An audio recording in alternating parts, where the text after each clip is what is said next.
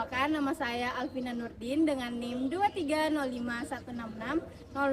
Jadi, di video kali ini saya akan menampilkan video praktik mengajar saya dengan materi kekalahan Jepang. Adapun metode yang saya gunakan yaitu ceramah, tanya jawab, dan diskusi kelompok. Selamat menyaksikan. Baik, Assalamualaikum warahmatullahi wabarakatuh. Waalaikumsalam warahmatullahi wabarakatuh. Selamat pagi semuanya. Pagi Ibu. Bagaimana nih kabarnya pada hari ini? Baik. Masih pada semangat nggak? Masih. Oke. Nah, sebelum masuk ke materi, Ibu ingin bertanya dulu. Di sini kalian pernah nggak mengikuti lomba atau pertandingan? Pernah, Bu.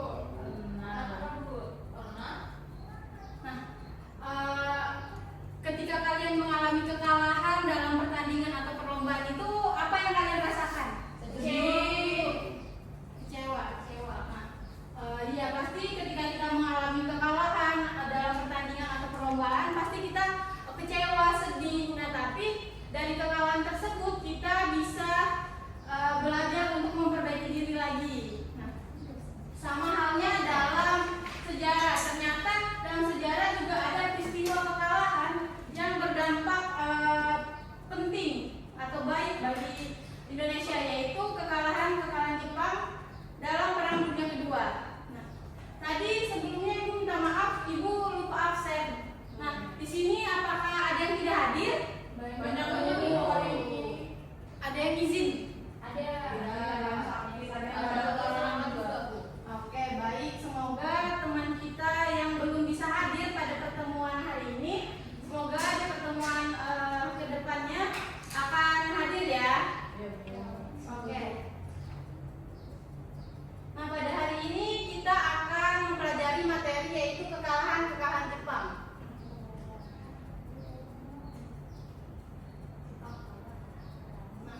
Adapun tujuan pembelajaran kita pada hari ini yang pertama yaitu peserta didik mampu menjelaskan bagaimana proses kekalahan Jepang dalam Perang Dunia II. Lalu yang kedua, peserta didik mampu mengidentifikasi faktor-faktor apa saja sih yang menyebabkan kekalahan Jepang dalam Perang Dunia Kedua. Nah, adapun metode pembelajaran yang Ibu gunakan pada hari ini yaitu ceramah, tanya jawab, dan diskusi kelompok.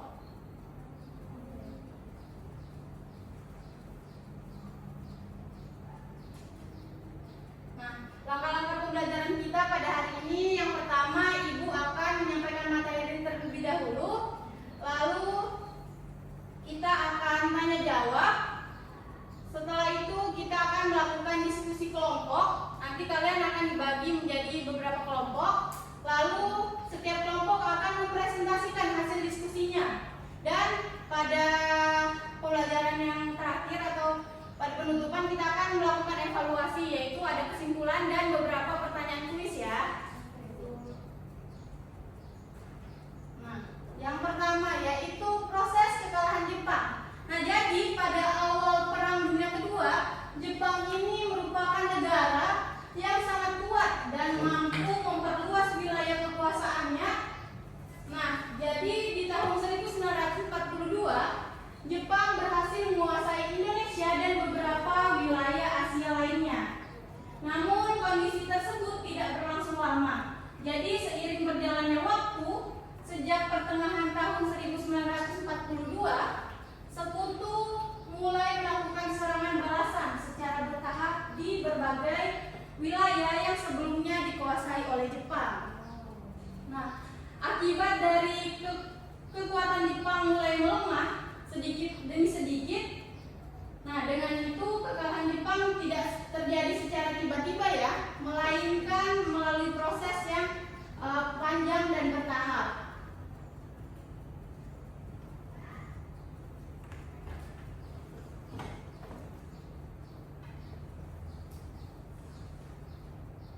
Nah, dari penjelasan Ibu tadi, menurut kalian Jepang ini mengalami kekalahan itu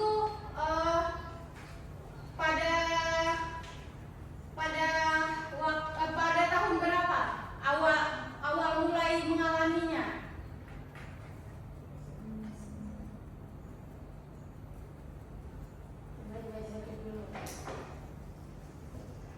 Zida? Kayaknya di tahun yang sama sih Bu, Pada tahun berapa tuh Zida? 1942. Ya betul. Ya betul ya Zida. Kita beri tepuk tangan dulu untuk Zida. Jadi betul ya. Jepang mulai mengalami kekalahan itu pada tahun 1942, di mana pada saat itu Sekutu mulai melakukan serangan balasan terhadap Jepang. Oke. Yang selanjutnya. Nah, selanjutnya kita masuk kepada faktor-faktor kekalahan Jepang. Nah, yang pertama ada tekanan militer Sekutu. Jadi, Sekutu melakukan serangan balasan secara bertahap dan berhasil merebut kembali wilayah yang dikuasai Jepang pada saat itu. Nah, hal ini membuat Jepang semakin terdesak dan kehilangan kekuatan militernya. Lalu, faktor yang kedua yaitu krisis logistik dan ekonomi, di mana Jepang mengalami kekurangan bahan bakar, persenjataan, dan kebutuhan perang. Akibatnya itu karena jalur distribusinya pada saat itu dihancurkan oleh Sekutu. Nah, kondisi inilah yang menyebabkan kekuatan militer Jepang pada saat itu semakin melemah. Lalu kita masuk faktor yang berikutnya. Faktor yang ketiga yaitu ada kekalahan di wilayah strategis. Jadi Jepang ini kehilangan wilayah penting seperti Tarakan, Balikpapan, dan Morotai. Nah, yang dimana wilayah-wilayah tersebut merupakan wilayah penghasil sumber minyak dan pangkalan militernya. Nah, jadi ketika Jepang kehilangan wilayah ini membuat Jepang itu kekurangan sumber daya penting dan sumber daya penting dalam perang. Jadi ketika wilayah-wilayah ini hilang, maka kekuatan Jepang itu semakin menurun pada saat itu dan menyebabkan dia juga kalah. Lalu yang terakhir ada bom atom. Jadi pengoboman di Hiroshima dan Nagasaki menyebabkan kerusakan besar dan korban jiwa yang banyak. Nah, jadi dalam peristiwa ini mempercepat kekalahan Jepang hingga akhirnya menyerah tanpa syarat. Nah, ada yang tahu nggak menyerah tanpa syaratnya itu pada tanggal berapa? Anggun? Mulai? Saya tahu tanggal 12 Agustus 1945. Oke, betul ya. Pada tanggal 15 Agustus 1945. Kita beri tepuk tangan dulu untuk Lanasiani. Nah, jadi betul Jepang menyerah tanpa syarat itu pada tanggal 15 Agustus. Nah, sebelumnya Ibu akan memperlihatkan kalian sebuah video. Seiring dengan terdesaknya Jepang dalam Perang Dunia Kedua, Sekutu membuat ultimatum yang tertuang dalam Deklarasi Potsdam.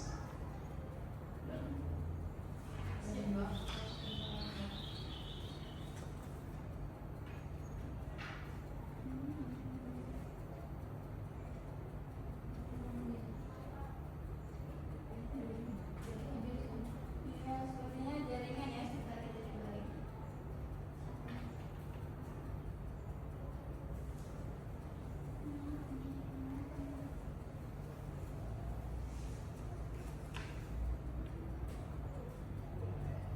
Seiring dengan terdesaknya Jepang dalam Perang Dunia Kedua, Sekutu membuat ultimatum yang tertuang dalam Deklarasi Potsdam. Lewat Deklarasi Potsdam, Sekutu menyerukan agar Jepang menyerah tanpa syarat. Jepang ternyata tidak menghiraukan Deklarasi Potsdam dan masih menolak untuk menyerah. Alhasil, Sekutu memutuskan untuk menyerang Jepang dengan senjata nuklir atau bom atom yang baru saja dikembangkan AS dalam proyek Manhattan. Pada 6 Agustus 1945, bom yang disebut Little Boy dijatuhkan di kota Hiroshima. Sekitar 70.000 hingga 80.000 penduduk Hiroshima tewas dalam peristiwa itu. Setelah Hiroshima, pada 9 Agustus 1945, Amerika Serikat kembali mengebom Jepang, tepatnya di kota Nagasaki. Bom kedua yang dijatuhkan di Nagasaki disebut Fatman, bom nuklir yang kekuatannya lebih besar dari sebelumnya.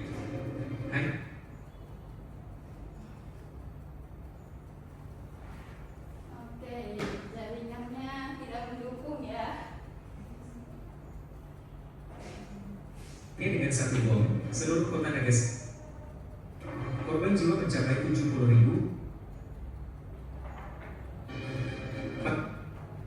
Oke, nah setelah kalian melihat atau menonton video tadi, apa nih pendapat kalian? Ibu ingin menanya, bagaimana kondisi Jepang setelah pengeboman terjadi di kota Hiroshima dan Nagasaki? Menurut kalian gimana nih kondisi mereka pada saat itu? Sangat mengenaskan Bu dan menyedihkan. Iya, betul sekali. Yang lain? Sian Bu, korbannya. Oh, kasihan. Oke.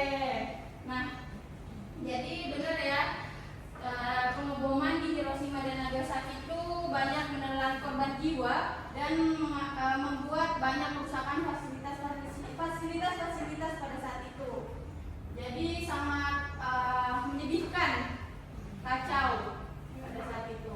Nah, sampai sini apakah ada yang ingin bertanya?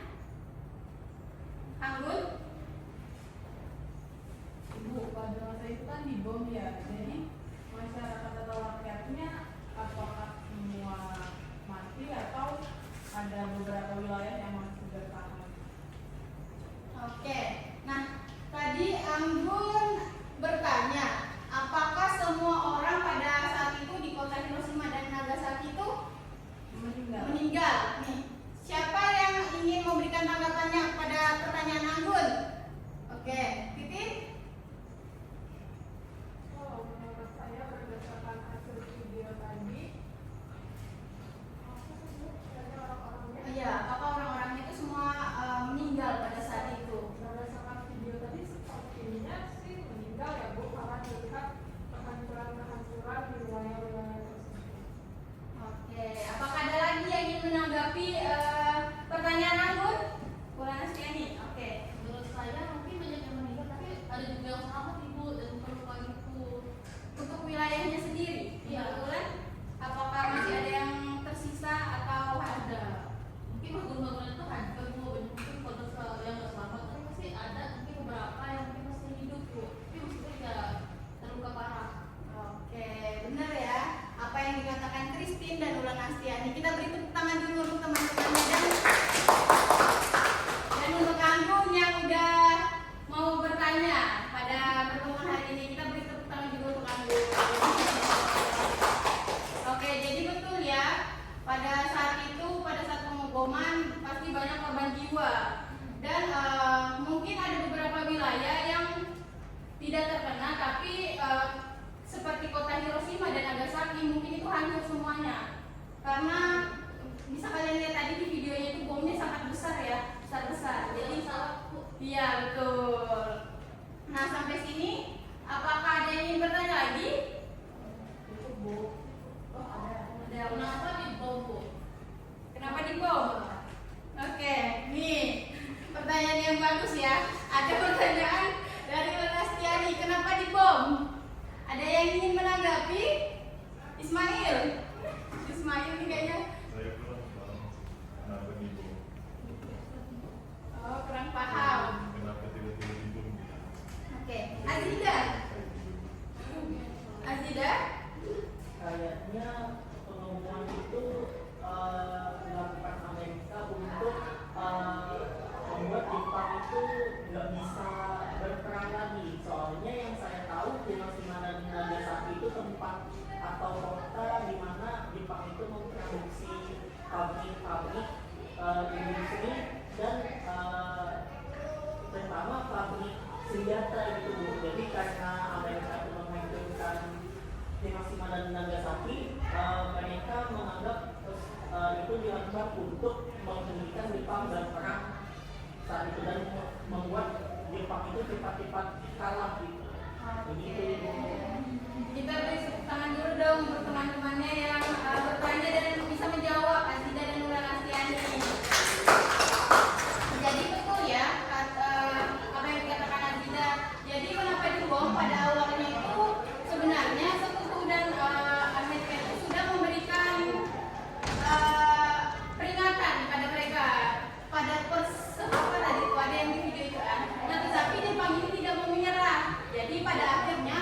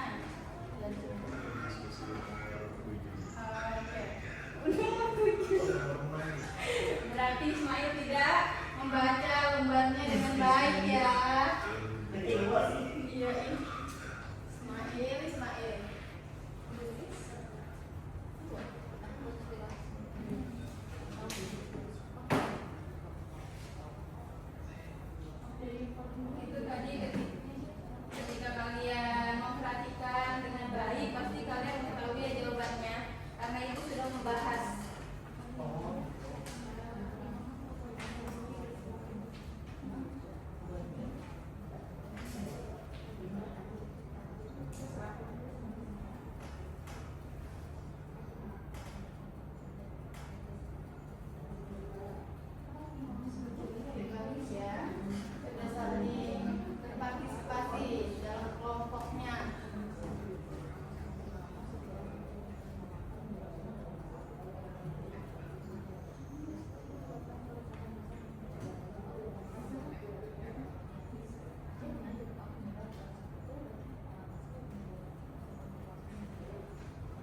Apakah ada yang kesulitan?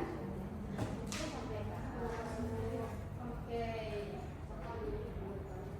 Nanti yang mempresentasikan siapa itu? Pak Ismail. Bisa lebih dari satu orang ya?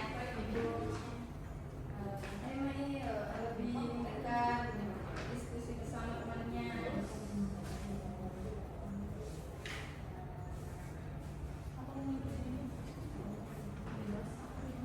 Apakah ada yang kesulitan? Tidak, Ibu. Oke. Oh, Ibu mau nanya, diuraikan itu jelaskan semuanya atau singkat saja? Secara singkat aja. Oh, ya, ya, ya.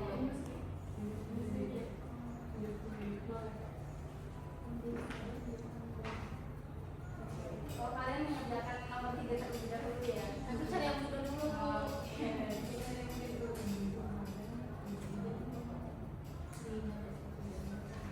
Dari kelompok 1 sudah mulai mengerjakan nomor 3.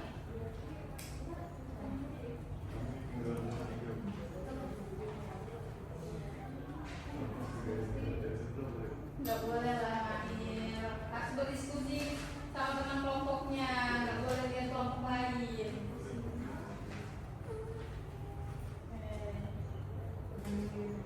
Oh, boleh.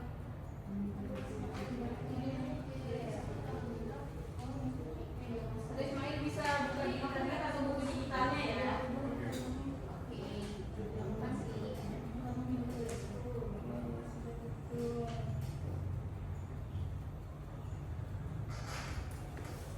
Oke, oh bergantian kerjaannya. Oke, bagus kelompok ini. Jadi berpartisipasi semua. Oke, Iya. Lalu Ismail.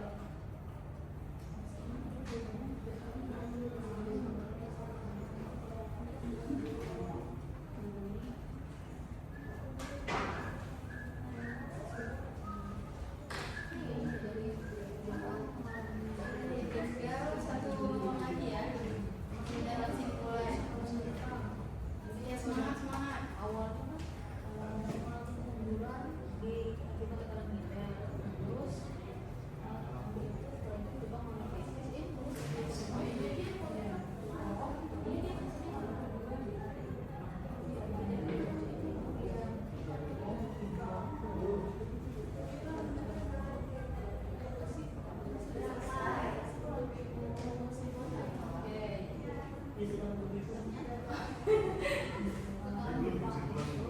Melalui proses yang panjang, itu proses yang panjang. Sejak dalam Ismail. Enggak, betul. Kami lagi diskusi.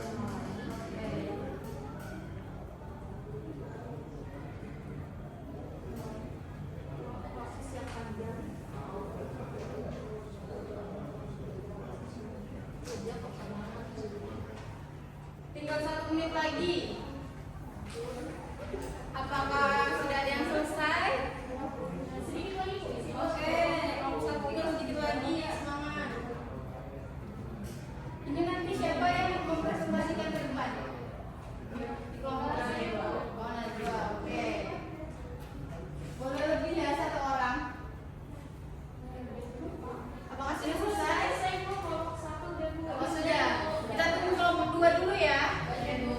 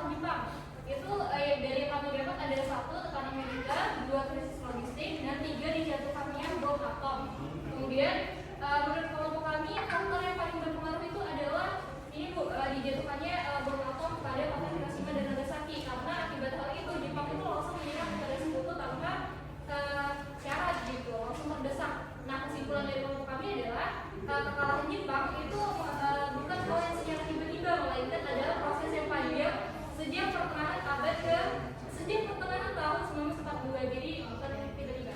Itu saja, terima kasih. Kita beri tepuk tangan dulu untuk kelompok 1. Terima kasih ya. Kita lanjut ke kelompok 2 untuk mempersingkat waktu. Ayo segera Ismail.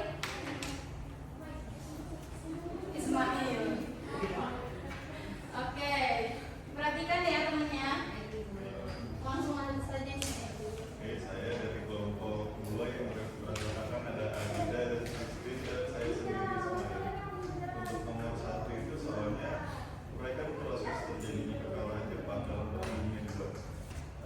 Jawaban nomor 1 itu adalah Jepang yang awalnya berada di posisi yang paling kuat secara bertahap mulai mengalami kemunduran akibat serangan militer dari sekutu terus menerus.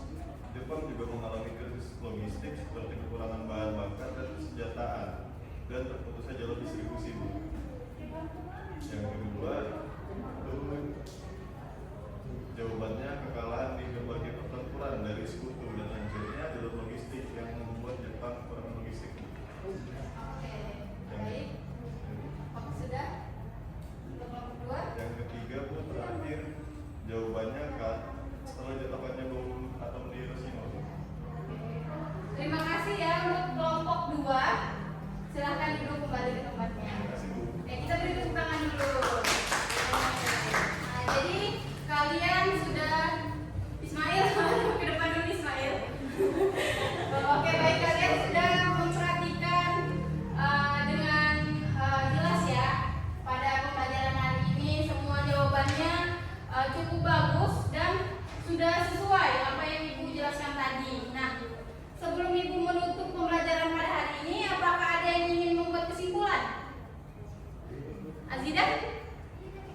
Kesimpulan singkat saja Azida yang Azida dapatkan. Jadi setelah mengikuti pelajaran pada hari ini saya dapatkan kesimpulan yang baru, yaitu Jepang dikarenakan dia sendiri menghadapi sekutu yang begitu banyak membuat dia kalah secara perlahan-lahan. Namun di balik kekalahan itu rupanya ya